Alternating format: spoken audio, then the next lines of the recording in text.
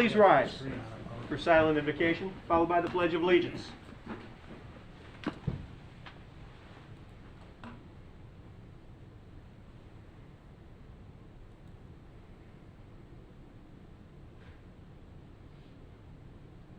Amen.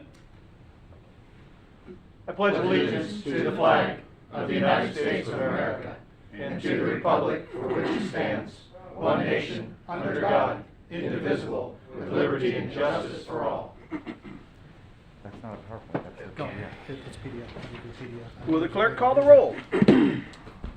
Councilmember Ford. Present. Councilmember Tremont. Here. Councilmember Stiltner. Here. Vice Mayor Bastian. Here. Mayor Burnett. I am here.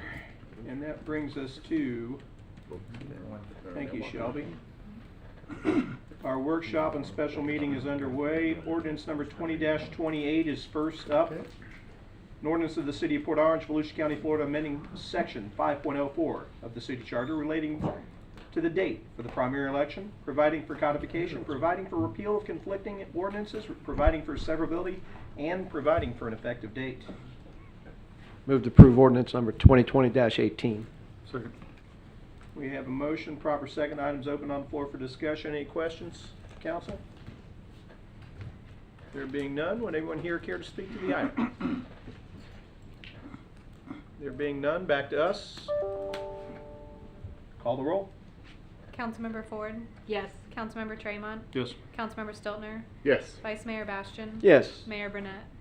Yes, 5-0. That brings us to the discussion portion of our meeting. Just a tiny little subject called the budget, but at least tonight we're talking about the capital improvement budget. For those that are watching at home, our Finance Director, Dr. Scott Niels, is going to do a presentation. The capital improvement budget is actually a 6-year plan for the city on capital improvement projects, most of which start unfunded, and we parse through what we should do, what we shouldn't do, when to do it, when we can get funding, where we can get funding, and that is what tonight's workshop is in part about. Dr. Niels? Thank you, Mayor. Dr. Scott Niels, Chief Financial Officer and Finance Director. It's a pleasure to be here tonight. I would like to thank my finance staff for the assistance that they have provided me in putting this presentation together, and along with the rest of the department heads where they have provided information that's been critical to the development of this plan. You should have 3 documents with you tonight. The first one would be the presentation, Capital Improvement Program. The second would be a Capital Improvement Program addendum. Looks like this. You should have just received an email on that. The third item would be the capital improvement book in total, which is the detailed listing of everything that we'll talk about tonight. On this capital improvement program, I have one errata that I'd like to identify. You may want to take a note. On page 17, excuse me, on the IT one, move the cybersecurity funding from 317 to 501. Scott, can you hang on a second? Page 17. Yeah, 1 second. Are the hard copy books in our boxes? We've only printed those requested, one for Councilman Tremont and one for the mayor. Yeah. We can get hard copies for you Yeah, I'm if you gonna need like. hard copies. Would you like one also? Please. I thought we were asked that at the last council meeting. Maybe I misunderstood. I'm sorry. Does everybody want hard copies? Yeah. Yes, I do. please. All right. Of Do that. stuff.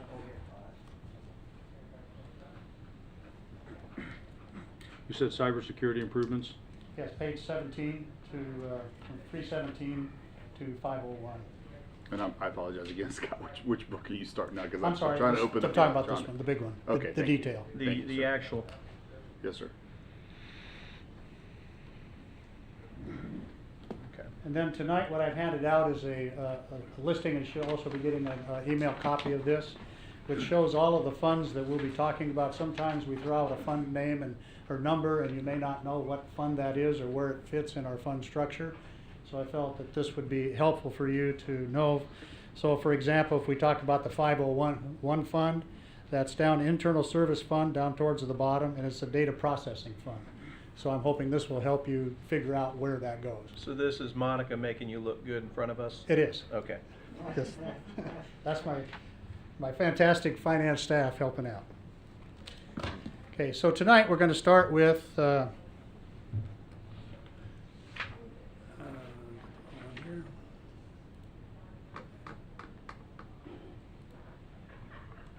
Oh, what was that? I know, I was, forgot where you found that lovely one. It was rolling Okay. right along until Full you screen. started. Thank you. Okay, tonight you should have had an email copy of this. It's called the Capital Improvement Program Addendum, Yes. and we're going to start with that. As I was putting this together, I thought there were some things that we should probably do to help set the stage for you in our When was discussion. it sent, excuse me? I don't know that I got one of those. It should have come about 5 minutes ago, 10 minutes ago. Oh, well, let me send and receive again. It's basically the one you got the other day, but skinnier. Oh, okay, 'cause- so if I use the one that I got, It should say addendum on it, I'm sorry, on the cover 4:54 page. PM. Yeah, it's there in your email. I don't know, Neil Scott. Yep, CIP it would have come from me. presentation. there not it out. goes, okay. Okay. Okay, so what I'd like to do is to take a few moments just to set the stage about our capital improvement program. And we haven't done this, or at least I haven't last year when we did this, so I think this will be helpful to you in understanding what we will present a little later. This is a graphic. This information comes from the 2019 CAFR. It shows the city. We've got 28 square miles. We have 3,600 and change street lights. We have in the sanitary sewer 72 miles of force main and 282 miles of gravity-fed sewer. We have 21 signalized intersections. We have 5 fire stations with about 2,900 fire hydrants. We have 9 playgrounds of 485 acres of athletic fields. We have 15 athletic fields, 40 deep water wells, 320 miles of paved roads, and 1,215 miles of potable water lines. That's an awful lot of fixed assets that we have to maintain every day, every month, every year, and for the future. And Scott, the paved roads don't include state, county, and private roads, correct? That's correct. I think so. I think that's. We'll go with that. Okay.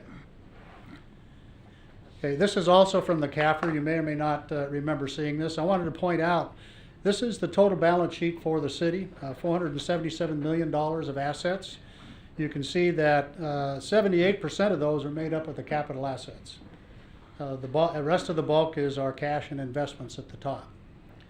So you can see the majority, almost 80% of our assets are made up of the fixed assets that we'll be talking about tonight. All of those that we need to build, these are the ones that's net of depreciation, I might add, so the actual capital cost was higher than that. So I wanted to look at the average age of our assets. Our buildings, average age is 30. Our buildings and all improvements, the average age is 20 combined. If you look at our road improvements, the paving and the sidewalks, we've done a lot of good work recently. Those are all pretty much done over the last 15 years. Our water, sewer, and drainage facilities are 35 years old on average. And just to note that the oldest acquisition was the Public Works building at 407 Virginia. It was built in 1950. So the reason I wanted to bring this up is that as we have assets, they're really great when we first get them. They're new, they work, but over time they tend to degrade. And delaying funding for repair and maintenance costs an exponential increase the longer you wait. I did a slide when I was in Watauga that showed the first couple of years you have inflation costs. You also have the cost of materials going up, which is different than inflation. The longer you wait, then you have where the degradation. I was thinking of roads, for example. You may start with gatoring, gets little cracks in the pavement. If you fix it right away, that's not a problem. If you wait, then you start having to go down and tear up the whole road. And maybe if you wait too long, you have to go tear everything down to the bottom and start from scratch. And that curve is exponential. So as we think about what we need to do with our assets, we want to make sure that we're funding them so that we don't put things off too long where the cost goes up exponentially and we have catastrophic failures of our fixed assets. We hadn't talked about this in a while, but I wanted to go over quickly the debt status of the city. Right now, if you're looking for financing of certain items, bank debt's probably the best source of financing for short-term and smaller issuances. I'm thinking this, if there's things on the 317 fund that you say, I don't want to do millage, you may want to look at a bank loan to finance that. Just an option for you to consider. And I talked with PFM folks today. There is some turmoil still in the muni markets. It's starting to balance out, but there's been a difference between the bond values and the treasury funds out there. So right now what they said is if you looked at a current issue full cost, you're in about the 2.5% range for going out to fund debt. And that number will come back here in just another slide that we have. That's very cheap. Comparative, price yes, for money. sir. Yes, sir. That's cheap money. I mentioned this last year when we had our capital program, also our general budget information, that we have $23.8 million of debt rolling off by the end of FY22. So a consideration is Say that again? Say again? What was that number again? 23.8 million. And I've got a slide that shows you what those are. So it's possible, looking at different financing structures, to wrap that roll-off around some additional funding that you may want to do for capital assets, so that you can defease those notes that are currently in existence and do that at a cheaper interest rate and save money in the long term and still providing some additional monies for fixed assets if that's what you decide to do. So this is a slide of the current debt that we have and the roll-off. You can see it starts in FY20 and then goes out to FY 2037. By the end of 2036, the debt's all paid off if we did nothing else. So you can see on the top there, we've got some that are rolling off fairly quickly. A different slide presents that even more graphically. If you look at the next 3 years on the lower part of that graph, that's the amount of debt that we're paying off in FY20, 21, and 22. So that's 23.8 million that will be rolling off of debt in the next 3 years. And then it drops pretty substantially from then. So one of the things in financing that you may want to look at is if we're looking at our rate structure and it's able to support that higher level of debt, it may be worthwhile to look at maintaining that debt level to provide the asset, the funding for the assets you need to have put in place. Because the capacity is already there, and if you have that debt capacity, if you let it go away, it's harder always then to come back and raise that rate once it's dropped down to support the debt. So that's a consideration, looking at the financing and how you want to fund your fixed assets. Any questions on that? Just wanted to kind of comment that sometimes it's nice to not have debt, and personally I like not having debt, but the life of a city is different from the life of a person.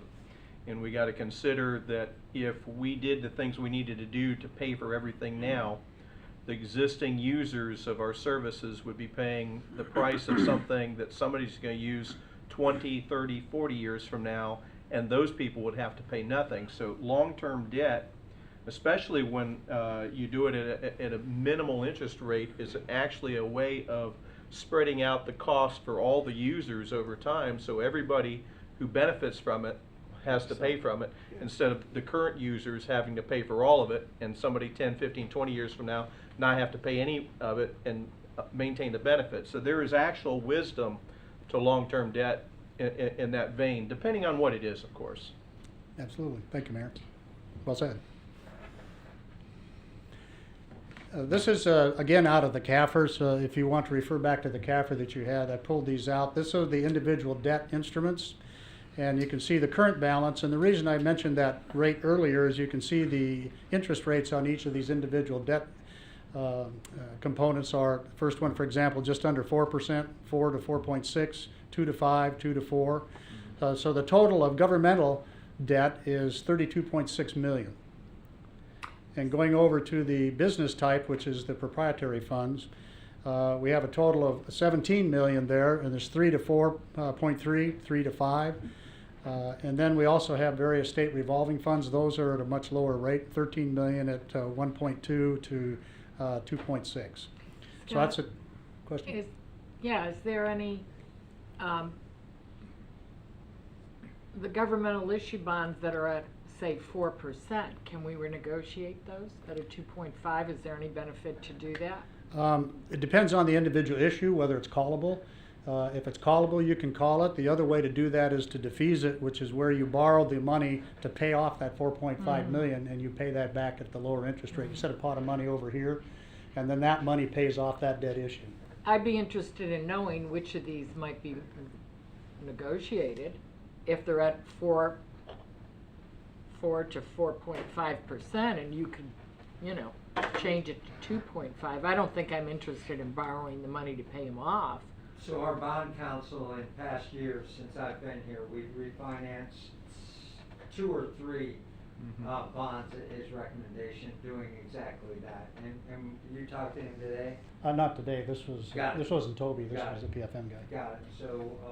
So Toby's real quick on that, and we've been talking to him about what to do with our bonds and what our options are. So we do have counsel that recommends when that's in our best interest. Have we talked about, here's my question, have we talked about the things, right, that you're showing us today? We constantly talk about those issues with Toby. So the And- answer is and- yes? You've already talked about it, and he said, So the muni bond rate is fluctuating right now, so we are in a wait and see mindset with our bond council. And as soon as that stabilizes, we'll have some better answers on how to move forward with options for our bonding. okay, and To what's the include time the frame financing. for stabilizing that? Because we're in the middle of budget talks. I mean, you're Right. talking about money, you're saying, gee, loans right now are cheap. I think the relevant question is, we're paying some pretty big interest rates on some of these, for example, Town Center. I mean, if stabilization is something that's 5 months out, heck, that's after our budget discussion. So if it's 2.5, you'd want to do it now. That's all I'm asking. Yes. It just sounds to me like you're talking around, and I'm asking a very simple question that translates into dollars. Last fall, we had several discussions with Toby. He provided us several scenarios that we could refinance. We did again in January, and just about the time we were ready to prepare a proposal for you was when COVID came, and he just said, wait, because we don't have right now the information in the market to make a good decision. And it's getting better now. This was not Toby I spoke with today, but he has our CAFR. That was the last thing he wanted. He's had that since it's been issued, and he's waiting for the time to go to the market and get a proposal. So that's where we are. We talked with him about a month ago I did, and he says still too soon to do that.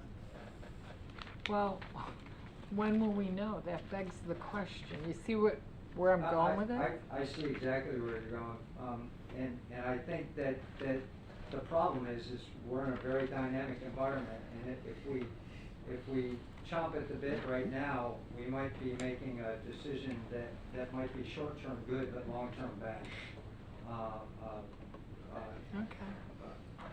I don't have a doctorate in finance, but I have a finance director that does, and I have a bond counsel that we're in touch with often, so I rely heavily on them to recommend. I don't want to jump on something, and the 2.5% interest rate, if I recall, might not apply for refinancing our general obligation, all our debt. It might be, but it might not be the right bond issue to refinance it. So that might be, what we might find is when we go in and say, Toby, let's do this, he goes, yeah, well, you're not gonna get that at the 2.5% rate, you're gonna get that at a 4% rate plus some fees, which are gonna raise you up to where you are. They're So- different purposes Yeah. come at different risk levels. Right. Like public utility So- bonds come at a very low rate. So- General obligation bonds usually come at a higher rate, Right. depending on usage and purpose. And I think we can also, Scott and I kinda talked about this a little bit, is we can look at a lot of capital improvement projects that we have, that we might not be able to fund this year with what's in our pocket. But as the bond market starts to stabilize, we can go out with a GO bond and bundle all that stuff together, cause we gotta have a reason to do it, and then go out and set ourselves up for success with the GO bond. So, To your point, Mayor, if you look at the average rates here for the governmental side, and you look at what's on the debt structure for the proprietary, they're a little bit lower, particularly on the state revolving fund ones.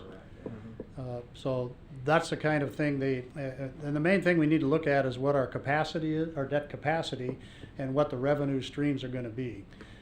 So if, for example, on the proprietary funds, you decide that no, we're going to let that roll off, then the debt is lower, so we wouldn't need as high a rate on our water sewer fees to fund that. So the rates could go down, but on the same capacity, it's the same thing. The capacity that we have for debt was not going to be used, and we may not have the funds coming out of that revenue stream from the water sewer billings to pay for the capital improvements that we need to make. So that's kind of the decision that we'll need to make shortly, within the next few months as we go through this whole process. So I brought this is really more of a discussion on the total budget side, but I wanted to bring that early to your attention so that you could be thinking of that as we go through not only the capital program, but also the whole rest of the city and the rest of the government. So any questions on the addendum? Thank you. Okay, now we'll switch over to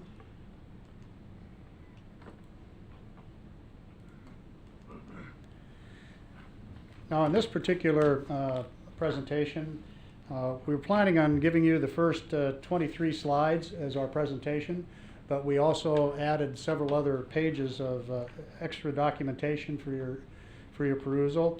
So we'll go through the 23 slides, and then I propose that we'll go to slide 57, which is the general fund forecast, which I'm sure you're interested in. And if you want to look at any of the other individual slides regarding the departments, we can do that at your request. So, as the mayor had mentioned early on, we usually do a 6-year, or we do a 6-year forecast in our capital improvement program. That information is in the big capital improvement program book, the detail through 26. But we changed our format a little bit this year to give you more information on the current year. So we made the decision to drop the FY26 number. So when you see the slides, it'll be for the 5 years with the total there. So that total that's in this book is for the 6 years. What's on the slides will be for the 5 years of CIP. So if there's any confusion, I'd be happy to address that again. So any question regarding the individual programs, the projects are all listed. It's the same format we had last year. It gives a description of the project, the funding sources, and which year it's proposed that they be funded and whether they're unfunded. So and this also has for each department or each functional area the vehicle request that they have, which is in addition to the general capital.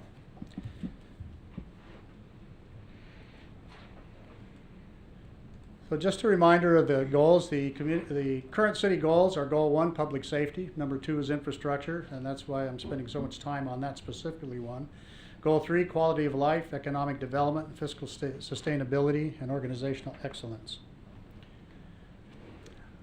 Our purpose and agenda for this evening is to summarize our capital projects in FY21 and forecast through FY25. We'll go through the CIP planning process, the overview of the capital improvements program, and end with comments and any questions that you may have and guidance that you would like to give to the city manager and staff. As mentioned, there are other information and department specific, and then there's a section on economic outlook. As we did last year, we provided 4 criteria for each of the projects. Number 1 is imperative, and that's for the safety of the asset, resources, and citizens.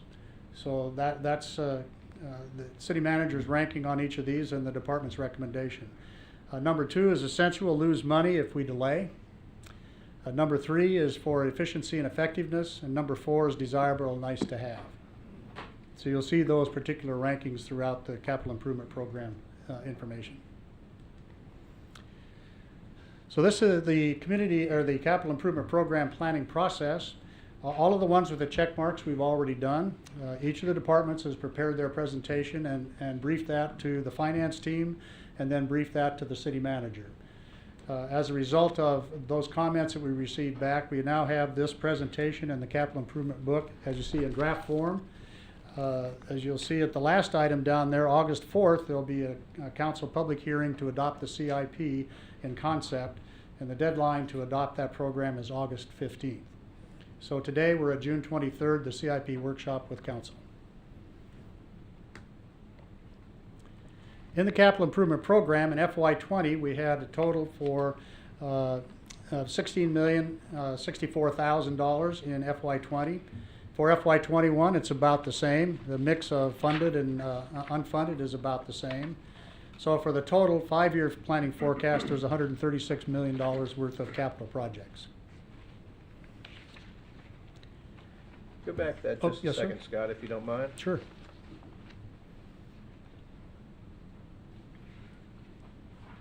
Just looking at the requested but unfunded,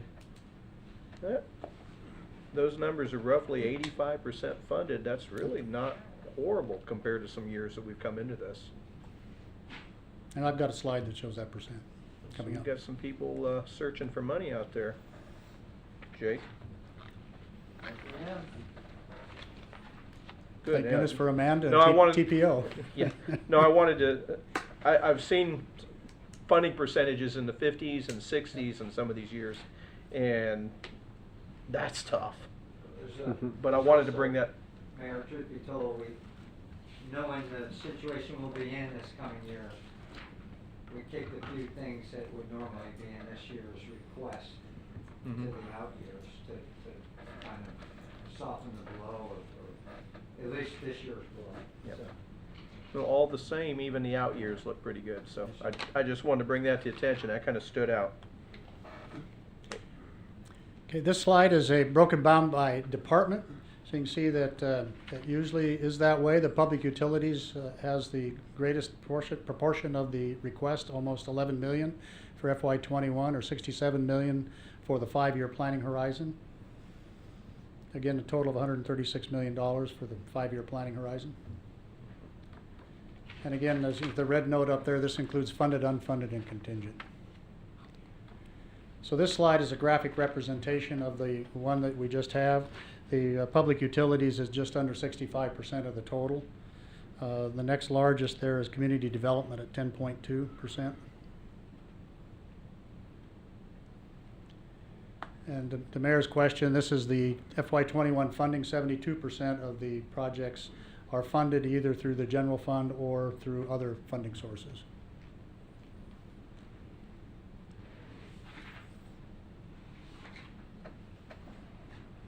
Questions so far? Okay. This is the breakup of the 136 million funded, unfunded, and contingent. This is the 317 fund, which is, you may recall from last year, we did a lot of work on this particular fund. We have some a la carte items that we had that you funded separately. So we're starting off with a total of just under $2 million on this request. This is broken out by imperative, number 1, and then essential, number 2, and 3, important, excuse me, and 4, desirable. If we look at the number 1's imperative, that's a total of $546 million out of the $2 million, so about a quarter of it. The first one there is a City Hall HVAC. That was last year. There's a slide that we can look at later. It was $200,000 in the request last year. It's gone up $100,000 this year. But in the out years, it's that's about a quarter of the cost is what's anticipated. City Hall repurposing, that is for the completion of the upstairs. It's a little bit less than it was last year in the request because some of that money is now being taken care of by the Community Development Impact Fund. So that would take care of the general fund portion of the upstairs, and then the remodel and redoing of the city clerk and the HR section. In the proprietary funds, the 401, we're also looking at redoing the customer service area to provide the social distancing and a little more hardening of that service area. The gear extractors and dryers, right now the chief has one set. We feel that this is imperative that he has so that he can keep all of his bunker gear cleaned and ready to go with the one set that they have to do the cleaning. It takes too long for it to dry. If they have that, they won't have the equipment for the officers. So this is an imperative then request from the fire. Public Works Workshop, that's the one that Lynn has done some work on that made a little bit smaller and reduced the cost from what it was last year down to $35,000 this year. The Police Department surveillance system for $32,000. That's an upgrade of the equipment that's already there, the cameras. And finally, the Public Works the Public Works fence replacement is $10,000. The total cost is $30,000, but that's spread over 3 funds. So this is the general fund portion of that. Can you, the City Hall HVAC, Mhm. you say last year the cost of it was 200,000? That was the estimate at the time. And it jumped up to 300,000? Went up 100,000 this increase? year, just on what we need, Increase? and that's just getting started on it. It's a 3-phase plan. That's the first phase of a 3-phase plan. We've had additional failures of the HVAC. It's not just the added cost, it's additional Yeah, other failures. stuff, okay. So, if you recall, it was 2 years ago that we had a failure in here, and we had all those portables. That's happening more and more. And now, in order to, we have an old DOS system that runs the vents and controls the vents. That's not working anymore. So, Bobby Bryant and his team have to go up into the ductwork to move the dampers, if you will, to get the measurement right. And throughout the day, as if you've spent any time in here, when the sun moves, the air conditioning needs to go in different places to make everybody, the people freeze in the on Tim Berman's side in the morning, and then they're boiling in the afternoon, the way it goes now. And we're having increased failures of the HVAC here at City Hall. We've been kicking this down the road for 3 years now, and it's starting to fail. So it's about over about a $1 million, if not a little bit more 1.4. project. That's on page 146 in your big book, if you want to make a note. So that's where we stand with that. Thanks, Jay. Yep.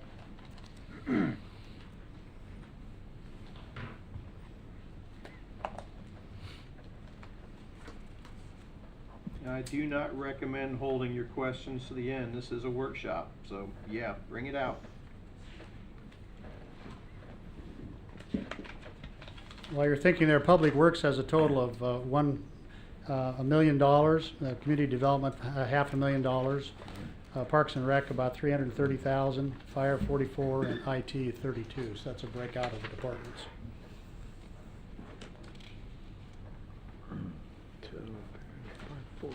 So moving down to the essential, that's $823,000 total. The largest one there is the Riverwalk Park South Community Development Project for $500,000. That has a matching $500,000 for that project. Public Works Admin Building HVAC is $200,000. Lynn is here if you have any questions specifically. She'd be happy to address those.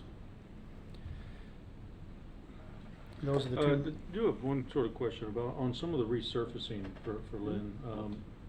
Do we have a lot of experiences where we're repaving something and then having to repave it again? And the reason I'm asking, I can think of a little area right outside of my place on Madeline, where I've called in a pothole that's right in the middle of the road, and I've called it in about 5 or 6 times, and they're so quick to fix it, but it's a recurring incident happening right at that same spot over and over. I'm wondering if we're having that experience elsewhere, and what kind of funding is that costing us? So to our repeat jobs? paving funds come out of the 301, which is gas tax, which, as you can imagine, we expect to drop severely this year.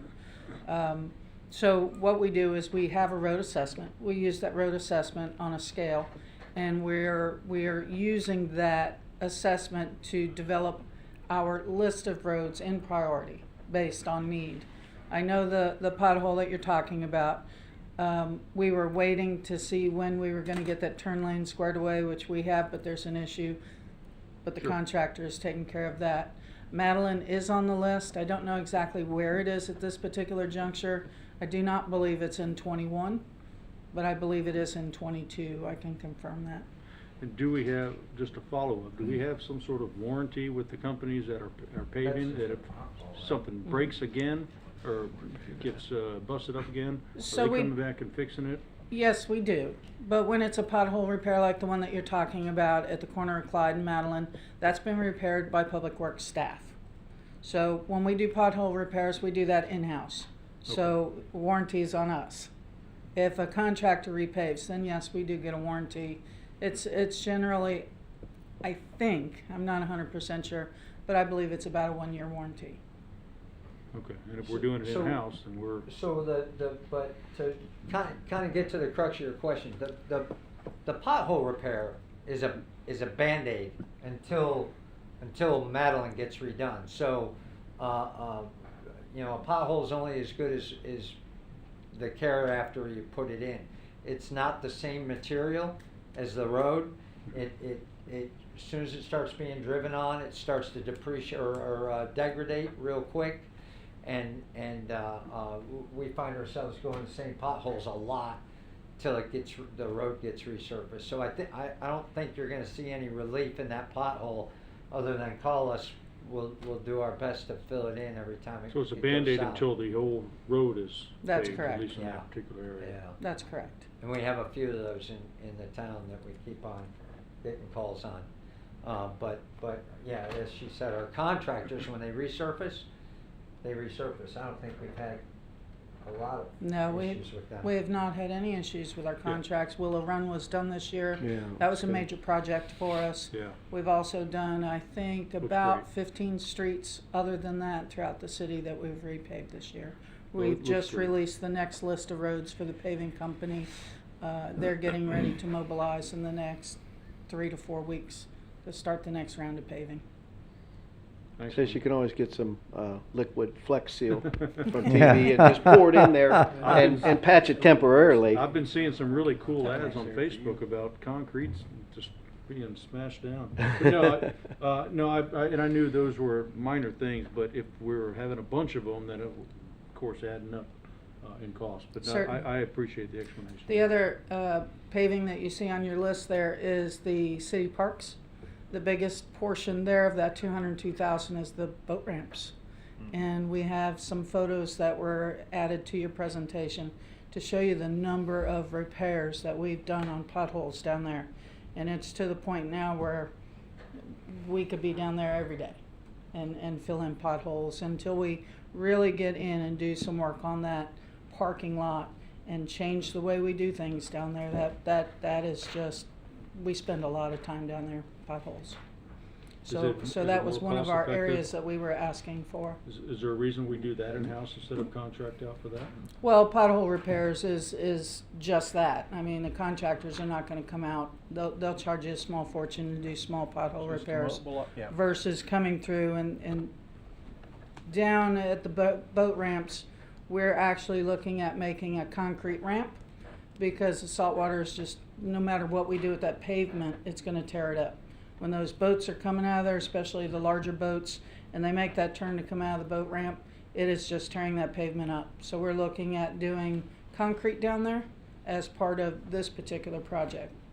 We also have, the other one in the city facilities is the Public Works yard. I don't know if you've ever driven through the Public Works yard, but that's another parking lot that is just pothole after pothole after pothole. And it gets a lot of traffic. Every city vehicle comes through that Public Works yard. So it gets a lot of traffic. Yep, we'll also have the fire tower at the Public Works yard, so there'll be even more traffic through there. And that's where all of our vehicles are serviced. It's where all of our vehicles get fuel. So our vehicles are in and out of there multiple times a week. So, okay?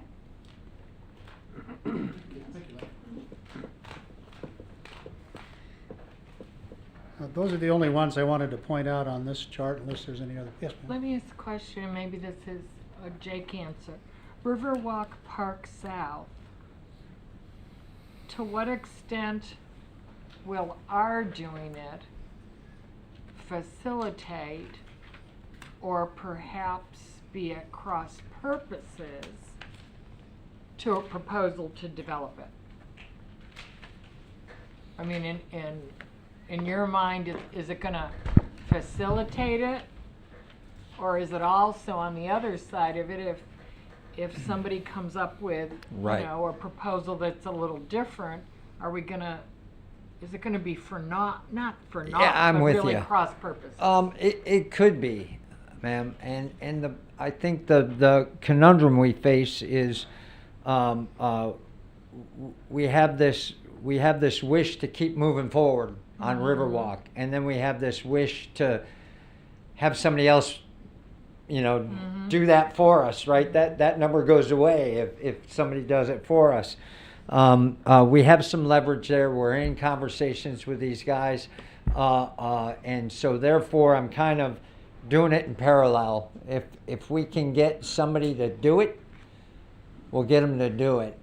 If we can get somebody to buy the whole thing and include it in their design, that would be a beautiful thing. I don't think it would preclude somebody if we ended up doing the whole thing and then they came along at the end, but they would have to fit their project into what we had built, whereas if they came in, they could build it with our in a collaborative process. At some point, and what you're going to see is I believe, Scott, this is an unfunded request, right? So we'd be in the, I think we got the design, or we're working on the design, and we would just unfund this, and if at some point council says, all right, we're just not making progress with the current developer or a future developer, we want, and I've had councils before that have said, I don't care, I want it now. Well, then we'll go ahead and write the check for 500 and get it started. But as you said, it's our intent to use OPM for it. Jake, Oh, yeah, I guess I'm thinking that's such a big chunk of change. Very much so. We could do a couple of the essential things and move that out. Well, If most that's need- unfunded, so there's nothing to move out It- just yeah. yet. Well, no, but Right now, it's roll just it kind of to, right, roll it's it just kind to of a a different placeholder. year. The other thing is, the down under revitalization, Yes, ma'am. I guess I thought we had that all paid for this year, in this year's budget. No, ma'am, we had a little bit paid for to get it started, to get Okay. the signage fixed and whatnot, but this is parking, sidewalks, if you recall, there was a picture with, I think it's a stainless steel thing with the cabling, all that cost. I'm looking for it now. Is but- there any economy or attractiveness, because aren't we also talking about if we pave that and the boat ramp at the same time? I mean, I understand they're on different sides of the river, but, So this paving would not be part of the 301? Right, this would not be Oh, 301. gotcha. Okay. It's like paving the boat ramp, you can't use 301 money for that, gas tax money. No, I'm not suggesting using that money. Right. But would it be attractive to somebody bidding if, you know, they're doing both sides of the bridge? Is, you know, it's sort of like a bigger project. Well, it's not that much bigger, So I we guess. have, We have 3 contractors. we did. Yeah. We Ah, have okay. 3 contractors, fixed price. So we would bring those 3 contractors to whichever project we're going to do. Okay. And get their pricing based on their bid documents so that we're within the same bid. Okay, gotcha. Thank you. And Councilmember Ford, if you go to your book, page 42, in your CIP, it's a total of $775,000 for the total down under revitalization, with a city participation of 131.5. So that's a total of TPO money. And they were very supportive of this project, if I recall, and OPM, including some of our money for stuff like murals and lighting, furniture and landscape, and the master sign replacement. Thank you. Councilman, I'm sorry. no, I was gonna say, The Maryland's, I'm sorry, did you want? Councilman Ford, going back to your question on the Riverwalk South, page 30, the $500,000 there is unfunded, yes, but it's the grant fund or find or echo. Normally that's a matching thing, so if it's not in the budget, then they don't give us those grant funds. So that would be a consideration on whether or not that $500,000 would be put in the budget. That's on page 30. 30. So that's almost very intuitive of you, because that was my question was going to be, if you would, as we're kind of going through the presentations, it would help, at least for me, if there's a project and there's matching funds, if you can just remind us where the matching funds are coming from. Are there any timelines attached to the matching funds, or any kind of other strings we need to be aware of? Sorry to interrupt. Go ahead. Well, related to that though, because that's a very good point, they're having a vote on ECHO in November. Right. So if this qualifies for ECHO, is this under the existing funds that the county has? It is. FY21. The funds Okay. don't run out till 22. Okay. Well, run out's the wrong term. I think the ECHO goes away in 22. We're voting in FY21 to extend it or not. So- Right? We're Mhm. voting Yeah, in November. No, I know. I Yeah. just was thinking something related to that. Yeah. So strategically speaking, we stand to either gain or lose about 1.15 million ECHO dollars to match in the rest of this project. Is that right? That's correct. Mhm. Okay. We have to obligate 1.15 to get 1.15. Right. Yes, sir. Understood. Yes, sir. I just want to make sure, like, Yep. Yes, sir. I'm all about using that OPM, so I want to make sure if we decide to do People's something money. differently, Yes, sir. forego and lose that opportunity. Right, We're- right. We well leverage, aware of it. we Got it. unleverage a lot of Okay. money. Thank you. Sir. Sorry, Marilyn, I didn't mean to interrupt. No, that's okay. Could we go back one slide? I had too many things open and now I can't go do back. too. Can you go back to the slide before 11? No, the one with the project. There you go. This one, the 317 Yeah, fund? okay, so Riverwalk, $500,000.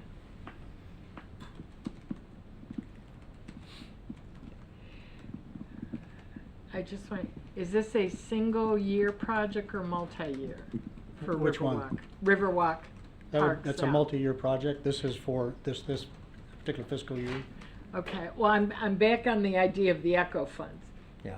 With the match, they're gonna give us the full shot, even though we might present it as a multi-year project, correct? See, I'm just getting concerned that no. if there's gonna be a vote on stopping ECHO and it fails, and we go into this saying, oh, hooray, we're gonna get half of it paid for by ECHO, but all of a sudden ECHO isn't there. So The what- benefit that we think we're deriving by voting for it may be really ephemeral. It doesn't really exist.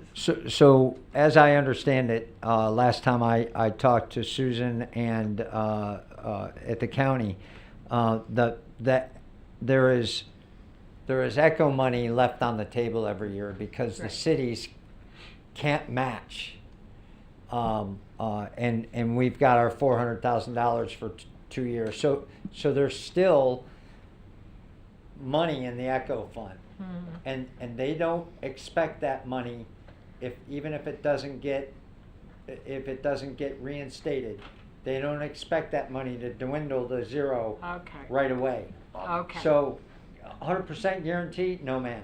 But reasonable assurance that there'll be money there for us to ask for this $650 in FY22 next year, when the program hasn't sundown yet, if in fact it does, which politically it doesn't seem like it is via the news journal, that the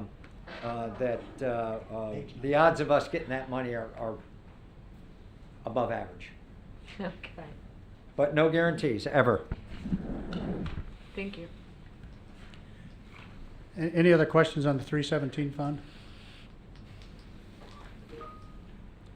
And I see Mr. Berman came in just in time for the community development. And also there's fine money that might be available Yes. for that as well. I just got a message from For Allison Riverwalk? Sylvester. Okay. Fine money might also be an option Fine for is, Riverwalk. for Florida those listening, is Inland. Florida Inland Navigation District. We tend to use acronyms without explaining. Sorry. sometimes. Okay. Starting now with the departmental ones, the community development. They're asking for a total, excuse me, here of $504,000 out of the general fund. We just talked about the $500,000, and the signage is $4,000. The balance of that is coming out of TPO. If you can see the note down at the bottom of that slide, total for Tim is about 1.2 million. If looking at this slide and the next one, TPO is about 640,000. Other grants for about 500,000. So you can see the bulk of that is taken care of by other funding sources other than the general fund. So if you have any specific questions here, Tim is available to answer those. These are all the projects I really, really want to speed up and see done as yesterday. Many of these we've been talking about a long time, and of course, it's all about where we can get the funding from. Transportation, I don't know about you all, is still the #1 issue that I hear about in the city. Pretty much, yep. So I was talking to Tim, did you talk about the gateway signage? I have not. I just mentioned. Okay, so I do want to bring to our attention, because we've talked a lot about it and had a few workshops about it, that based on the scenario with the revenue, that staff is recommending that the I-95 gateway signage, we have to do FDOT, I'll read it, but I think we owe a license fee of about $4,000 to FDOT to keep this thing alive. But we pushed out the signage 1 year to 90 to just see how the revenue kind of falls out before we obligate that money. And that's our recommendation, not what we want to do. As you can see, we pushed it out there to 22. It's the 1, 2, 3, 4, 5th one down. But over to you if you want to fast track that based on what the mayor just said. But we currently don't It's not don't think we're going to have the interstate revenue any that. faster to see those signs. I'll be honest, Jake, I'm back to where, I'm still where I was before. I don't think the signage is needed at all. I think we have a perfectly good welcome to Port Orange sign with the pavilion to trim some of those shrubs, and it's as beautiful as they get. You know, there are far more pressing needs to do with those dollars. That's my opinion. And the fourth, just to clarify, the $4,000 is for a community aesthetic feature agreement between the city and FDOT. Okay. All right, that's all I had. I don't necessarily need a decision, just a comment.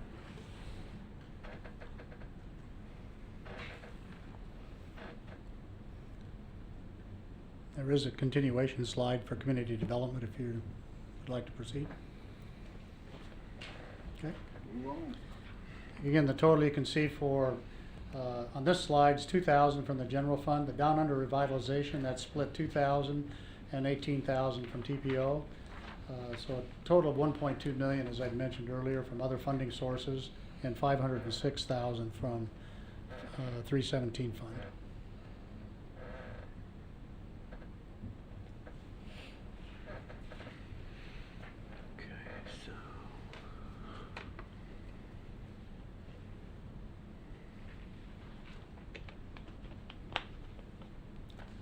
And just for your reference, the 301 fund is a capital projects fund, and the 312 is a transportation impact fund.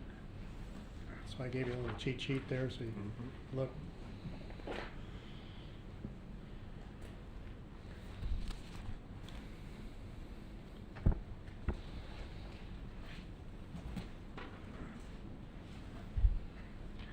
take me through, again, just a refresher course on the downtown revitalization. I'm just curious as to, is this a need? Is this just a big want? I mean, I'm sure there's a lot of things we can make it look really good down there. The down under revitalization? Correct, yeah. Just, you know, when I'm comparing them to revitalization, making things that are very usable, to making them grand, but is it at the expense of fixing a road or getting some better drainage systems? This isn't, we kind of, it's not grand. It's fixing up a bunch of stuff that needs to be fixed and just making it looking a little more pretty. And stimulating some economic growth down there. We felt 2 years ago that turning the down under into a destination was very important. The mayor had kind of reestablished that area as the river district and the down under district, and the mandate was at the time about 2 years ago. Tim, was it about 2 years ago to try to get that place to be an economic catalyst for the river district. So we moved forward with that. I still believe that is part of the deal. I believe that conversation might have moved Jimmy Hula's to jump in, and not only to jump in, but to add with their additional facility, hopefully in the near future. I think possibly stalling that might make people look in the other direction. I'm not sure about that. Well, that's what I want to know. But I still think it's important, even in this situation we're in, that we move forward with that area to try to capitalize the end of the bridge on both sides. Right, we got Riverwalk on the west part. You got the down under on the east part, and I'm just we're pretty confident that will spur economic growth and start going north and south on Riverwalk, and maybe even down the road a little bit on the east side of the river. We're seeing some commercial or residential development on the east side of the river as well. I don't know if it's because of the down under area, but we're definitely seeing some. Okay.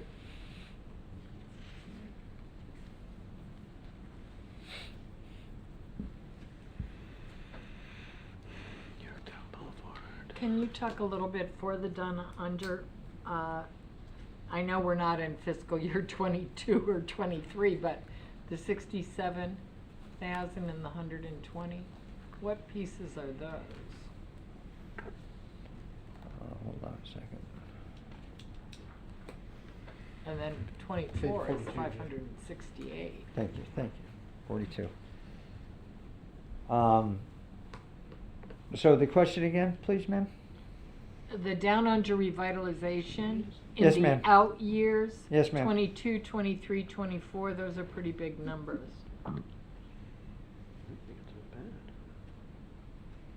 The 67 is for, let me see, the 33,000. Master sign replacement. Yep, master sign replacement. Oh, okay. The 120 and the 568. And the 120 is, Engineering and planning. yep. Okay. What did you say, engineering. Scott? Engineering and planning, Okay.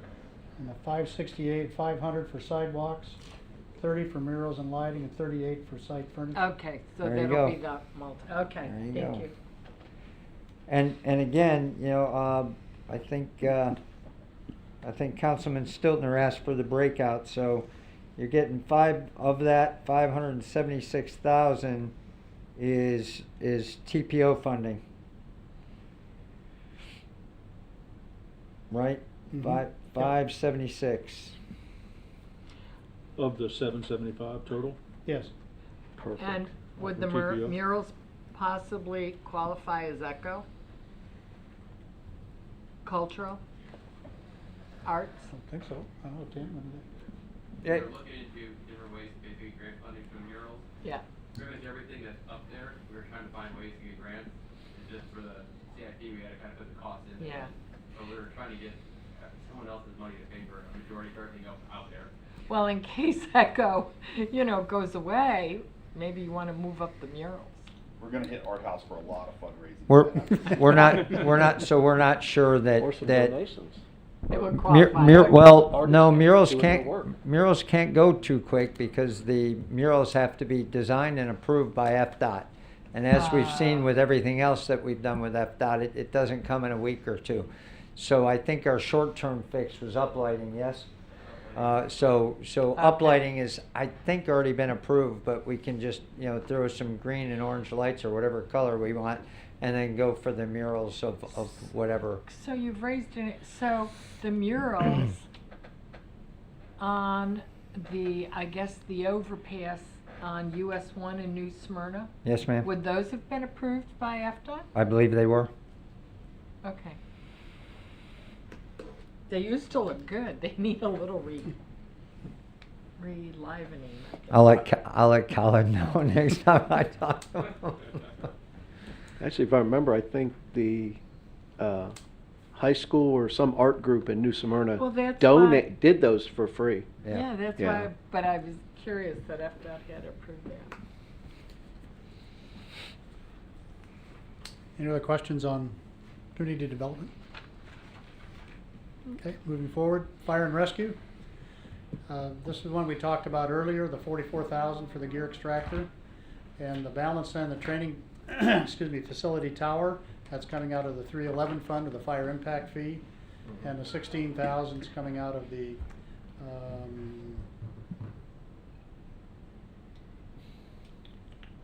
that'd be the 505 lease and replacement fund, Okay. along with the $49,000 for the vehicle replacement. Now, in the 505 fund, you may recall that the first year something is acquired that's new to the department, it comes out of the operating budget. Every year thereafter, then, there's, an allocation from the 505 fund back to the department for the equivalent percentage of that useful life of that asset. So let's say it's a 5-year life. 1/5 of that would be allocated back to the department, plus right now it's 2% that we add on for inflation. We've seen that for things like fire trucks and other major pieces of equipment that the cost goes up much faster than that. So we're in the process of reevaluating that whole reallocation methodology for the 505 fund to make sure that it's appropriate for the kind of equipment that we're sending back. So at the end of the 5 years, that department is in effect paid for the replacement cost of that particular item, plus the 2% accruing each year. So that's the way that the 505 fund works. So anything you see coming out of the 505 fund, that's the program that each department pays into that fund over the useful life of that asset. Now, one of the things I know we talked to Chief Fuston about is that right now fire trucks are at 15 years. And he said that's really too long because they get torn up and the replacement cost or the maintenance cost is much higher. So he's recommending, I believe it's a 10-year replacement life. So that would increase the amount of allocation back to the fire department each year, which would be an impact on the general fund, higher maintenance cost. But if that's what it takes to make sure that at the end of that useful life of that equipment, that they've paid the replacement cost plus whatever inflation factor we put in, that those monies are sitting in the 505 fund. So, any questions on that methodology? Okay. Hold on just a sec. Well, Sure. not necessarily about that.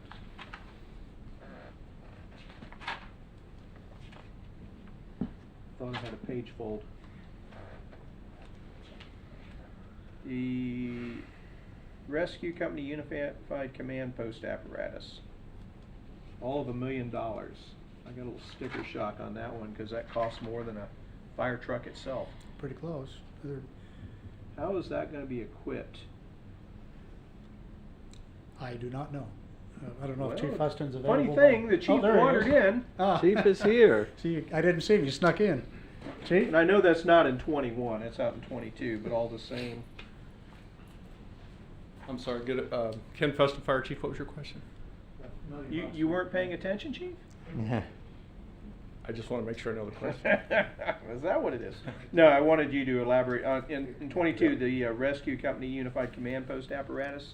Yeah, $1 million. What are we getting for $1 million? Out of Chief that? Grimaldi and I talked about that. We're trying to come up with something that is a dual-purpose, multifunction piece of equipment so that it can be deployable for special operations types of incidents in the southeast region, but also have a command post set up in it so that we could run a unified command post should we have a multi-agency function. We looked at these. Jacksonville had one on display last year at Fire Rescue East, and it was a little bit more than that, a little bit more than we really needed. So we just pared it down and we put it in there at $1 million. Okay. And it's a wish, but we can't not plan for it. You know, we're a Understand. continual growing community, so. No, I just, so this is something that is multi-department, multi-agency, not just you guys. Yeah, That's that's right, correct. okay. Okay. Our command post for the protest was chief outside his car. Not to say that was It worked? not accessible. Yeah, it works. Well, here's the question I have related to that. I'm all in favor of, you know, certainly first responders working with other agencies, and they do, but I guess my question would be, why should the citizens of Port Orange bear the entire cost of a unit like that? That's a great comment. If we can, and I think I have a reasonable answer for that. We're working on doing a consolidated interagency agreement with our sister cities to come up with a cost share for that fire training tower. It is the boilerplate framework of what the RCC originally was when we had the regional, the regional consolidated communication center. That framework is still in place, and I think that this would be a great place for the training tower, expenses like this to be borne in a regional concept. Absolutely. Makes sense. And we've three-way owned the boat for a little while as well, so, right? I have a question about the regional training center. And you and I have discussed it, going near the Public Works.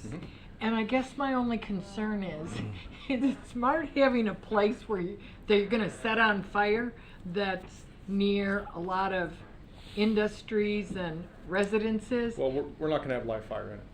And if it There'll was be any, no live fire in the no, training tower? no. No?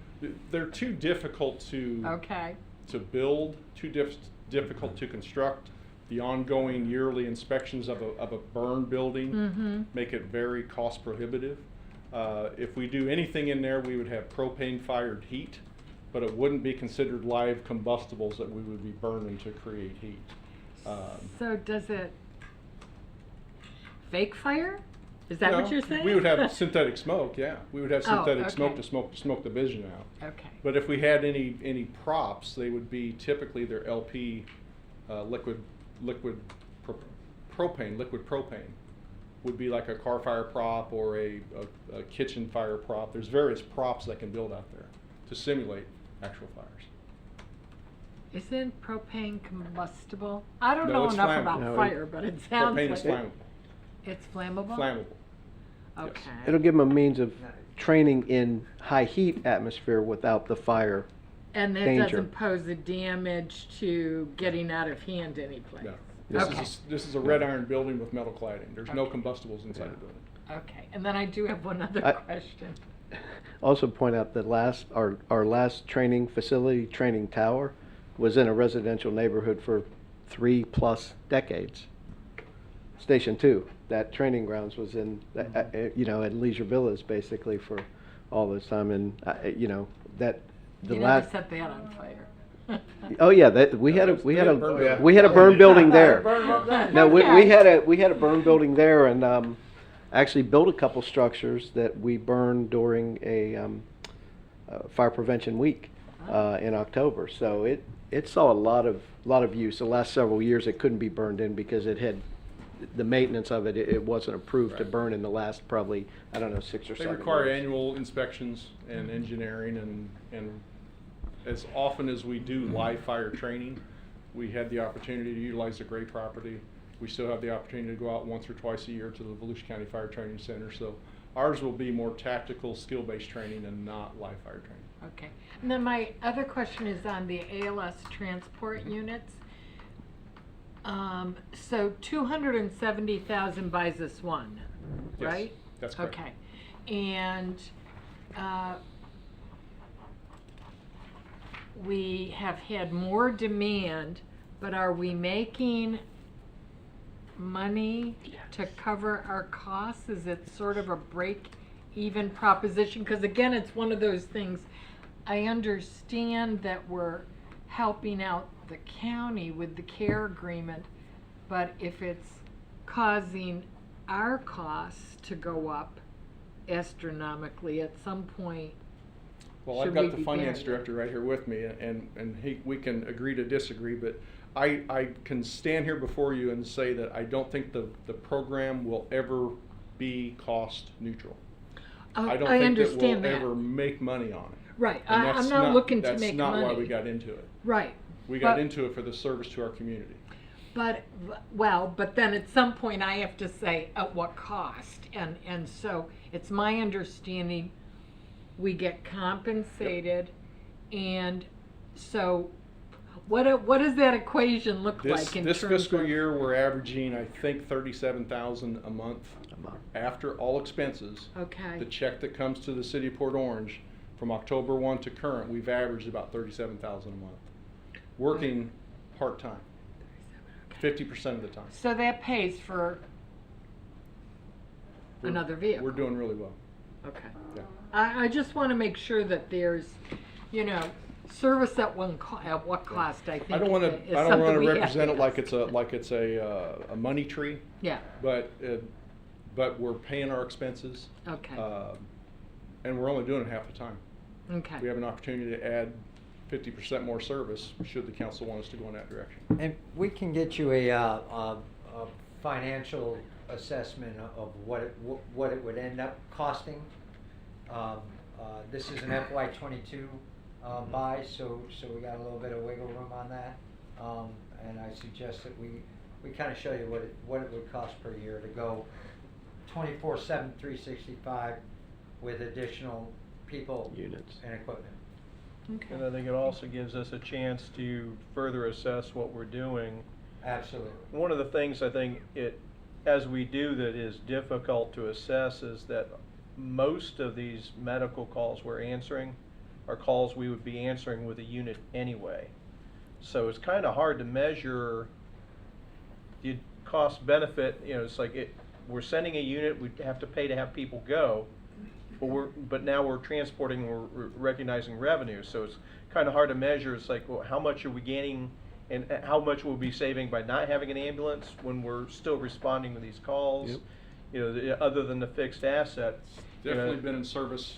It's definitely been a service enhancement. We have seen significant reductions in response time, transport time, and we're also getting a benefit back to the community. And I appreciate you putting those times in the weekly every single week. I've noticed that we're pretty consistent with the 6 and change and the 8 and change on the emergent and non-emergent calls, and Yep. those are significantly better than what we've been getting. And all those concerns beforehand never materialized, that we would always be in Holly Hill or the land. We've never had to go there. So, Okay. I did. What else for the chief? Oh, that's good. Thank you, chief. So we'll have those numbers for you when we do the general fund evaluation. Okay.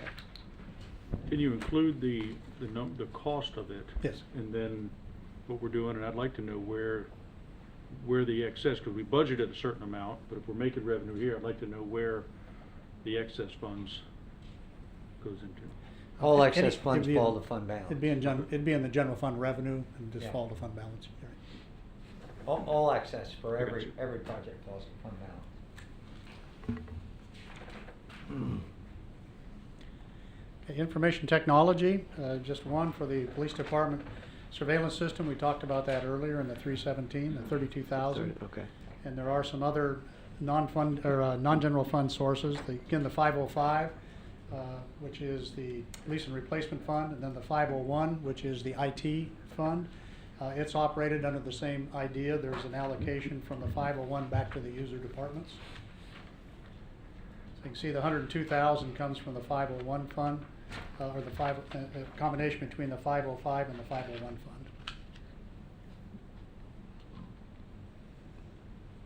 And there's some more detail on the individual department things if you're interested in what those particular things do. Any question on IT? Quick comment that the police department surveillance system was a topic of conversation earlier this year. And the fact that it was analog and it didn't record a lot of time and it required a lot of memory to record to keep that little bit of time. And this is that upgrade that just happened to be coming this year. Okay, the next department is Parks and Recreation.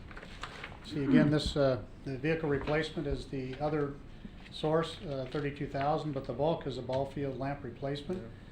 Again, it's in for this year. It's been several years on there, but not funded.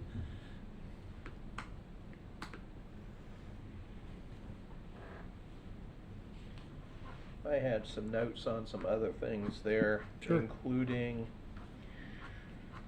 we've still got, and we've kind of placehold land acquisition on Spruce Creek. I think that we keep talking about whether we want to do a canoe launch down there or not, and we keep pushing that off, and I'm not sure that that's something other than what we've got down there now already can be more feasible unless we actually identify land that we can buy and develop down there, and what we have at the end of Spruce Creek is not within our city limits anyway. Do we want to continue to maintain that as a goal?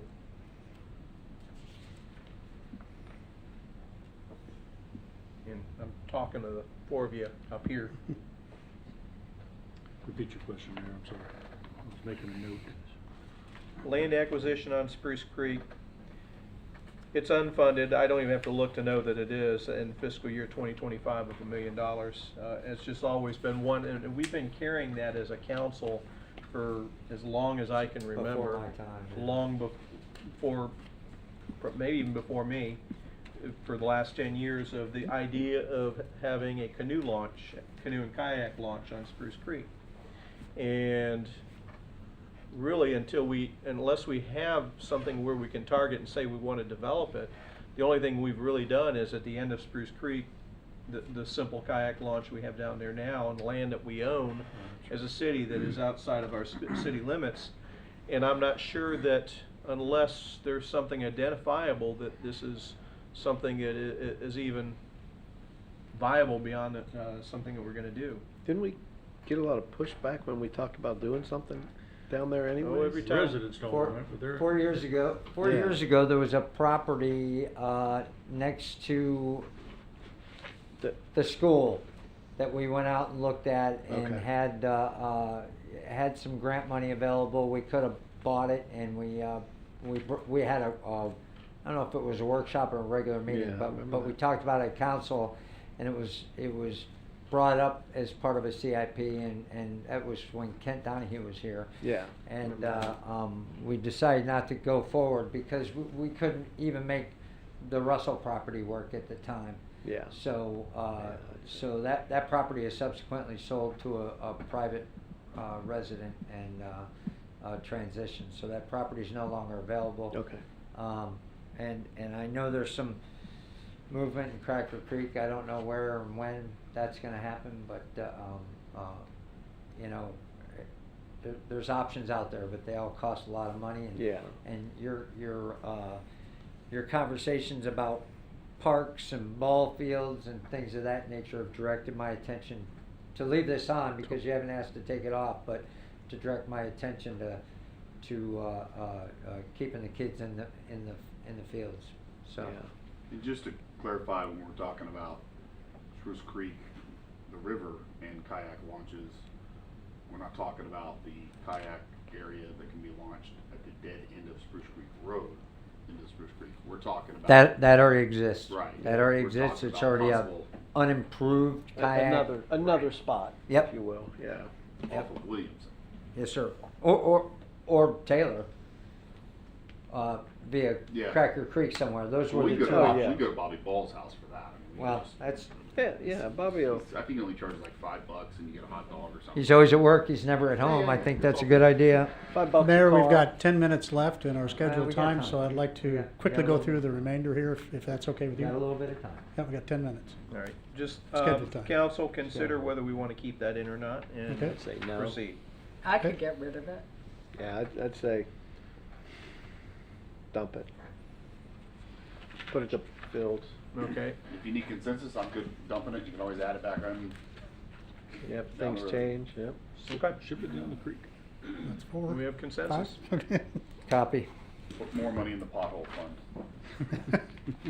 Pressing Cypress on. Head Golf Course, the other funding sources there are 25 coming to the 450, which is a golf fund. The 505 fund, those are for mowers, 118,000. The large ones now, public utilities. Lynn has hit some of the major ones here, but I'd like to ask her to come back up if there's any specific items that you would like to address. She's currently sitting on about 9 million cash reserves, or maintaining the fund balance that you would like. There are no general fund hits that we have in this particular funding. It's all proprietary funds.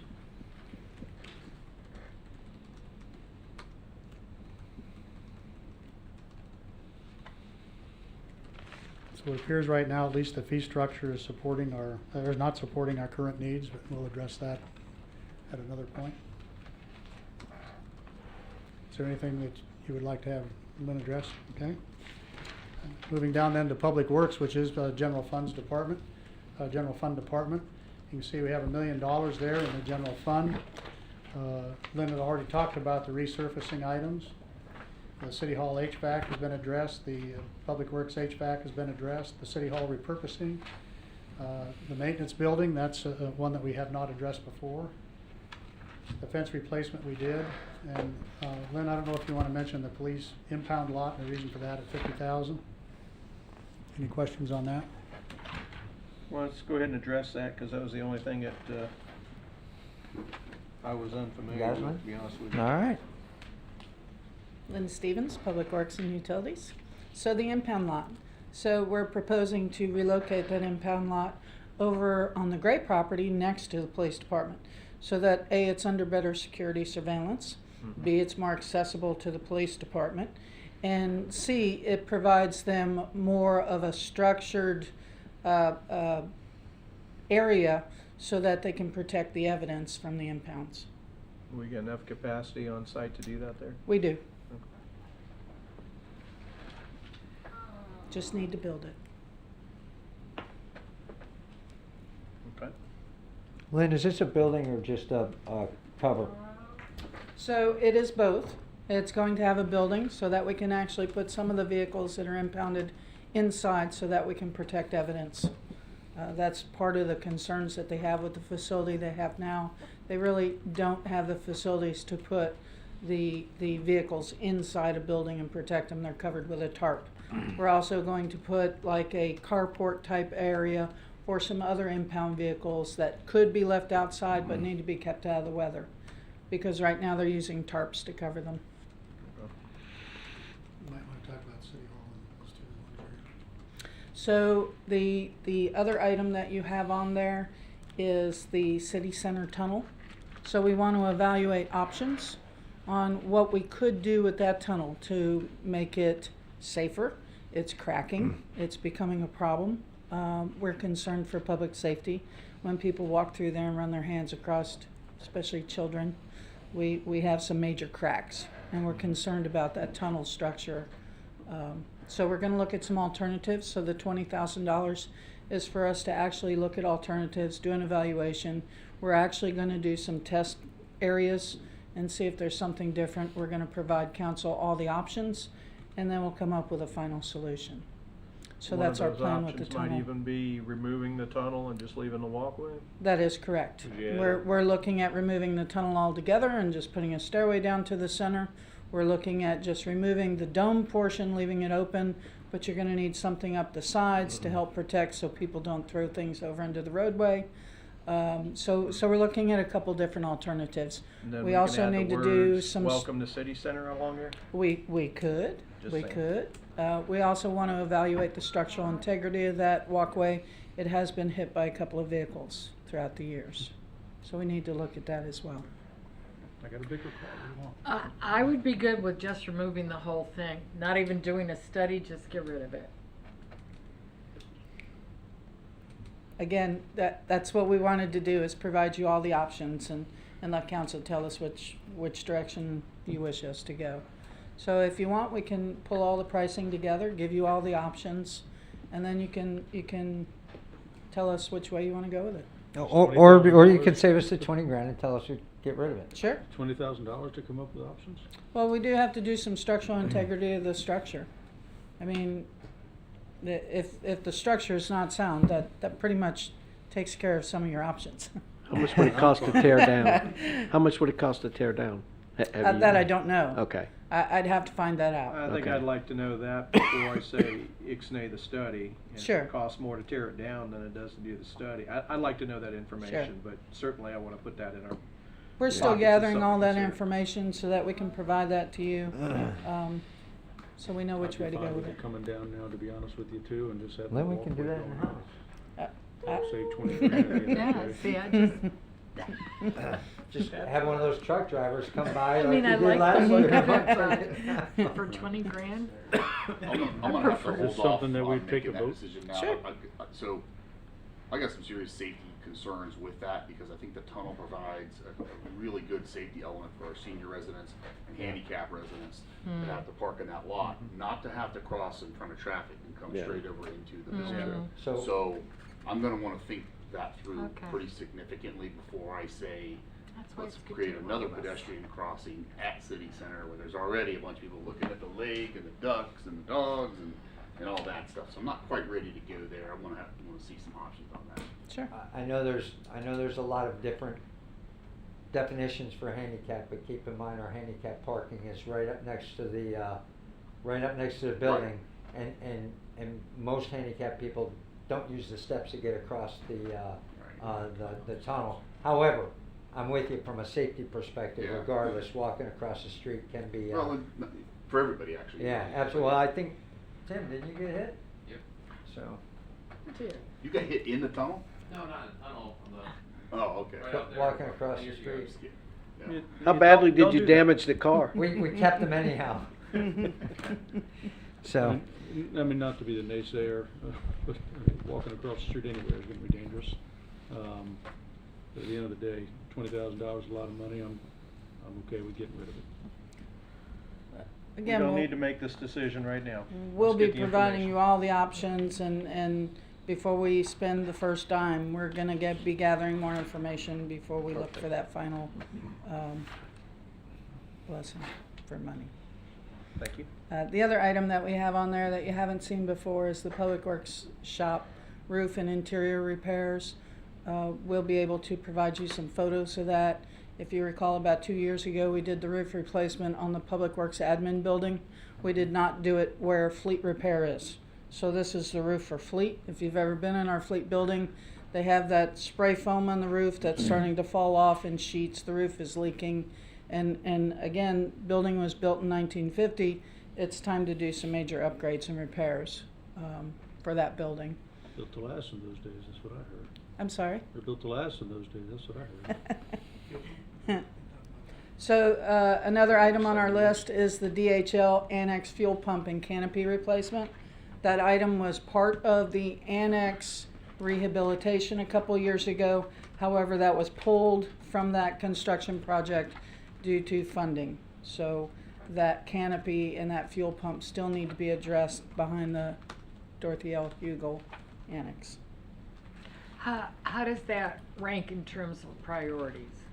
Well, we consider it quite a high priority. That is a very frequently used fuel station. The fuel pumps are going to become inoperable in pretty short order. The canopy is not large enough. We're always concerned with hurricanes whether it's gonna survive. So the price would be for a hurricane-resistant canopy? More structurally sound than the one we have. Okay.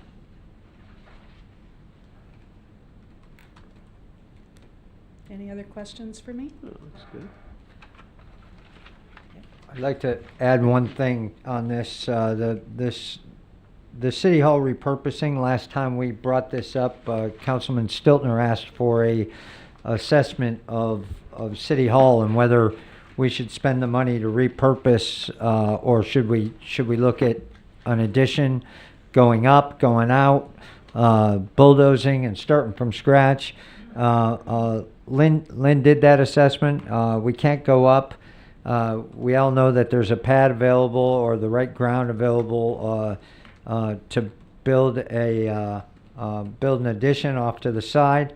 But given that everybody's moved from from City Hall out to the annex, and that we have unused space here at City Hall, that we thought it was important to go ahead, at least with this repurposing for the near term, and look at the expansion in the out years in the 7 to 10 year time frame.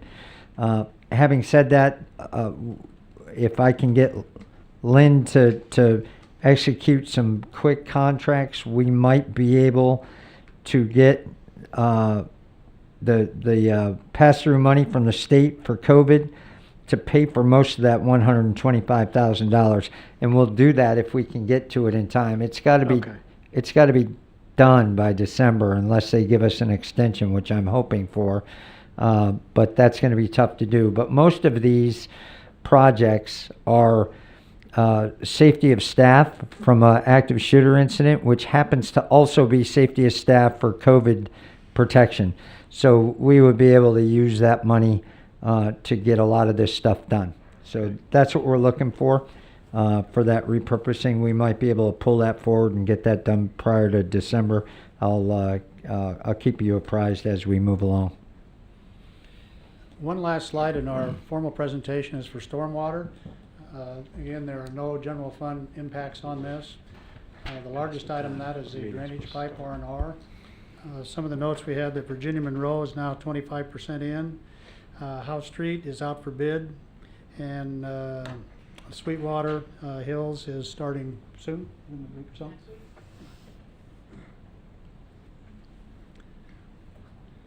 Mayor and Council, that concludes our formal presentation. There are a few slides towards the end, back on page 57, that address what my estimate is of general fund revenues and the change from the 317 fund from 20 to 21. I know that we have another meeting coming up at 6:45, so it is now a little past 6:30. It's the council's pleasure of what you would like to do. We do have a little bit of leeway on the 6:45. Comments? Any down here? Great presentation. I appreciate it. Gas tax. Last year we ended up, I mean, we know people are driving less, but the proportion that the city gets is less than a lot of the other cities, and I know last year we'd made note of it, and we Every were year. gonna, yeah, but we were gonna, weren't they looking to Yes, ma'am. We were knee deep into that. As a matter of fact, Alan Rosen and a subcommittee was coming up with alternative. Are you here still? Yeah, coming up. Oh, look who's walking in the door. No, maybe not. But he is working on that. COVID hit, and we haven't met at the city manager level. So we'll see how that goes. But all the work's been done. The possible options for the new way to figure out how to pay for gas or allocate gas tax have been provided, and we have to talk through it and come up with a plan. That's where we are right now. but is that something, do you think we'll have any success? Personally, I think COVID will probably, I think the consensus will be to kick the can one more year. 1 more year, okay. And we won't sign it for 1 more year, I would imagine, and we'll go back to the table. However, the chair of the city managers group is still pushing it, and Alan's working with him, and we'll keep trying to get it, but we'll see how it goes. I think it'll be, the county will decide to try to kick the can for 1 year. Okay, thank you. What direction do you need from us tonight? Brief, we got your questions, we got a little bit of guidance. Scott, do we need anything else? If we have time, I would like just briefly to go over those other slides I had. Yeah, I'd like to Just a go couple through, minutes.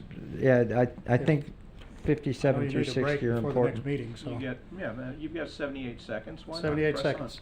Turn to page 57 of the slide presentation. Mhm.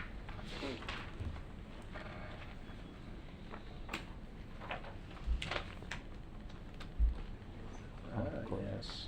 This is my estimate of what the impact will be of the current situation on our FY21 revenues.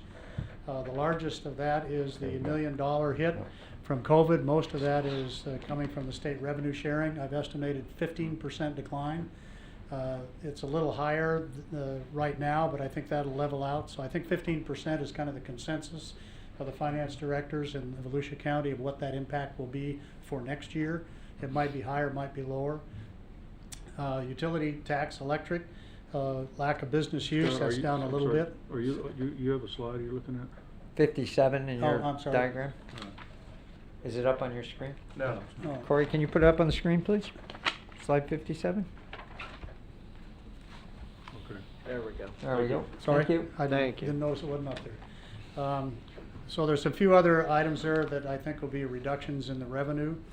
Also, there's on the ad valorem, for this analysis, I used the rollback rate, which would be the same amount of revenue from last year, but because of the new property, I'm estimating there'll be about an extra $250,000 added of revenue from increased property value. It's about 55 million new property, and that was based on the May preliminary numbers. On July 1st, we'll get the final, just a couple weeks from now, so we'll be able to have that final information for you. Tim has given me an estimate of some new developments of about 175,000 in fees. Talked about ambulance transports a little earlier, increasing service. That's at the 12/7 or the halftime, not the 24/7. So the total I'm estimating right now a decline of about $875,000 in revenue, or about a 2% decline in revenue from the prior year. I did this slide for you looking at the current property values from May at the current rate. That would generate about $984,000, or almost about the amount that we're down in their general fund revenues. This doesn't count any change yet. I don't have the information for you on expenses. That's just looking at the decline in revenue.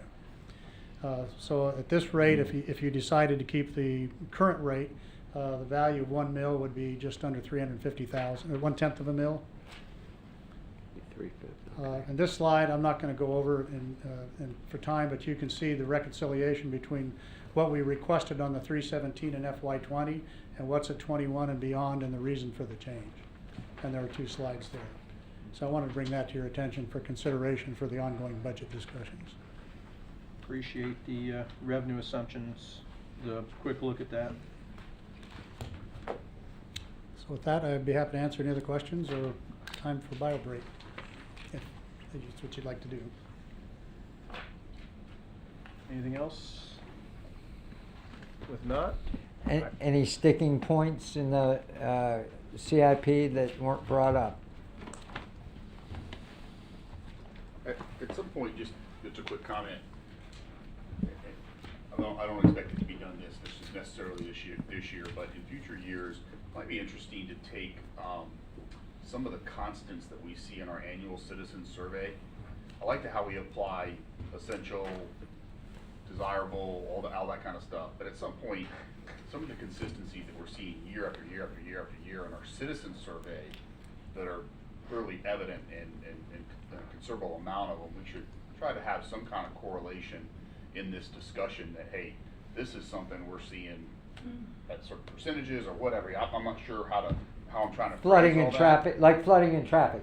Exactly. Yeah. And so just Right. some type of an attachment to some of these things that we believe, hey, look, we've got this in the CIP. This is what it would cost. And oh, by the way, we've seen this comment 485 times in the last 4 surveys. Or We might whatever. be able to get that for you on the next CIP maybe. Maybe not number, but Next year. a percentage. We might be able to get it this time. If you've got that kind of confidence in your staff and your IT department, Jake, that's up to you, man. I'm just throwing it out. Have you met my Bring assistant it on. city manager? Yeah. I just think as we kind of go He's through already got a this, slide presentation for yeah, it. just as we go through it, I just think it, you Yes, know, sir. we do it. We spend a lot of time in that citizen survey, Yes, sir. and a lot of the things that are coming there are CIP related things. If we're ever going to do something or be You able to bet. do things to address them, And- having that correlation to this would be good. And one of the things I'd like to point out, I tell Lynn this all the time, is just take a second to remember, and you all remember back a lot longer than I do, but remember back 5 years from me at all the drainage problems we were having, perceived and actual, right? And our drainage crew, now that we're not mowing lawns and we're doing drainage, and they have the equipment to do the job, it has done a phenomenal job. Do we still have flooding problems? You bet.